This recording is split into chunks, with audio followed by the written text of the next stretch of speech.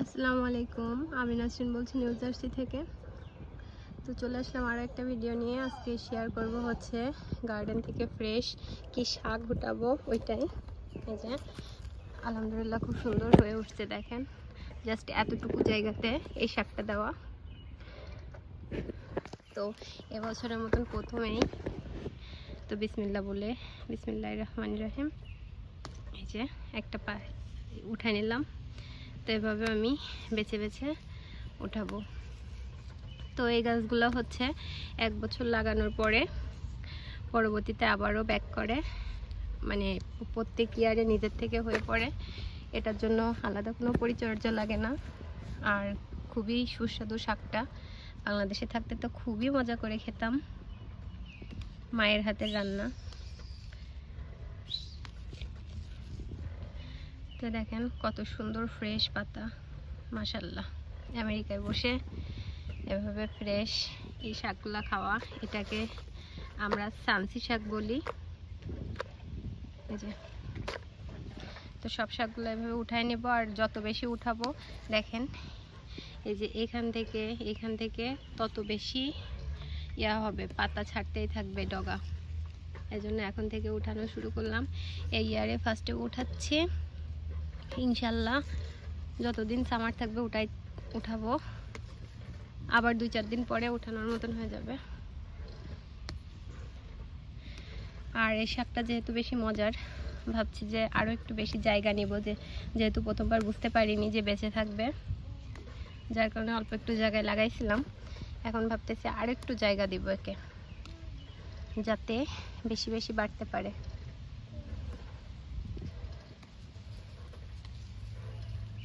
আর আমি শাক উঠাইতে খুব পছন্দ করি, বাংলাদেশে থাকতেও শাক উঠাইতে খুব পছন্দ করতাম। এই দেখেন কি সুন্দর পাতা ছাড়ছে।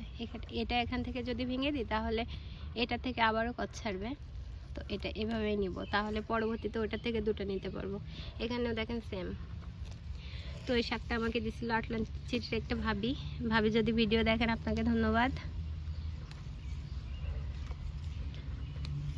তো খুবই মজার শাক, এই শাকগুলো সবাই পছন্দ করে।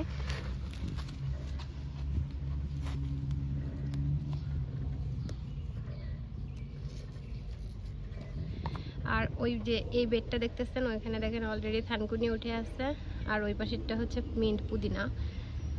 তো এভাবে পাট করে দেওয়া, কারণ হচ্ছে এগুলো প্রত্যেক বছরই নিজের থেকে আবার হয়ে পড়ে, এটাকে প্রতি বছর লাগানো লাগে না, যার কারণে বক্স করে দেওয়া। আরও একটা বিষয় হচ্ছে এগুলো যদি বক্স করে না দিতাম তাহলে এগুলা শিকড় এত দূর পর্যন্ত চলে যায় যে যেখানে যাবে সেখানে এগুলো একদম বংশবিস্তার হয়ে যায়। তো পুরো গার্ডেনে তো ঘাসের সৌন্দর্য, তো দেখা যাচ্ছে যে ছড়ানো ছিটানো হয়ে এইগুলাই ভরে যেত।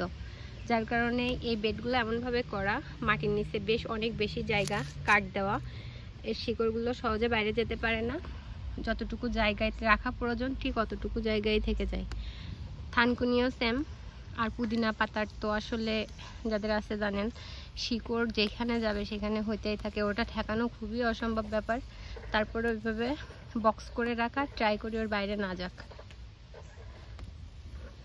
কথা বলতে বলতে বেশ শাক উঠানো হয়ে গেছে, যেহেতু আমরা 2 জন মানুষ তো হয়ে যাবে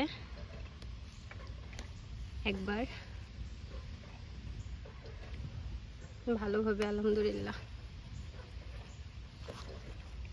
আর এই শাকগুলার সাথে হচ্ছে অন্য শাক মিক্সড করে রান্না করলে মনে হয় বেশি মজাই হয়।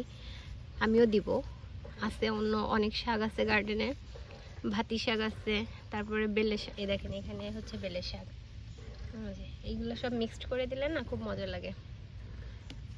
তারপরে আরও অনেক ধরনের শাক আছে নিজের থেকে হয়ে পড়ে, ওগুলো তো কেটে ফেলতে হয়। বেলে শাক এখন শাক উঠানোর পরে এখান থেকে ঘাস আর বেলে শাক এভাবে বেছে দিব, যে ক্লিন করতে হবে। তো ভাবলাম ওইগুলো যদি এখনই আগের থেকে এভাবে উঠাই, বালিগুলো যে গাছের উপরে পড়বে, শাকে পড়বে, তো পরে ধুতে অনেক বেশি কষ্ট হবে, অনেক বেশি বালি জড়াবে। যার কারণে আগে শাকগুলো উঠাই নিচ্ছি। শাক উঠানো হয়ে গেলে তারপরে এটা গুঁড়া ক্লিন করে দেওয়া হবে।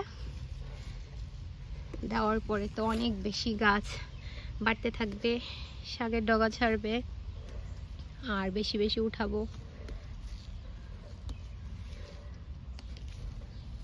তো আমরা গার্ডেন করতে খুবই ভালোবাসি, এ ধরনের কাজ করতে। আর এই যে ফ্রেশ ফ্রেশ হাতে করে উঠাচ্ছি, এর থেকে শান্তি আর আছে? বা বাইরের থেকে কিনলে তো কেনাই হয়ে গেল, তাই না? কিন্তু নিজেদের গার্ডেনে দেখেন মাশাআল্লাহ।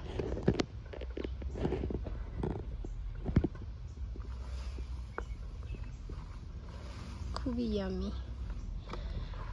যাই হোক, এই ধরনের ভিডিও যদি কারোর ভালো লাগে অবশ্যই সাথে থাকবেন, লাইক কমেন্ট শেয়ার করতে ভুলবেন না।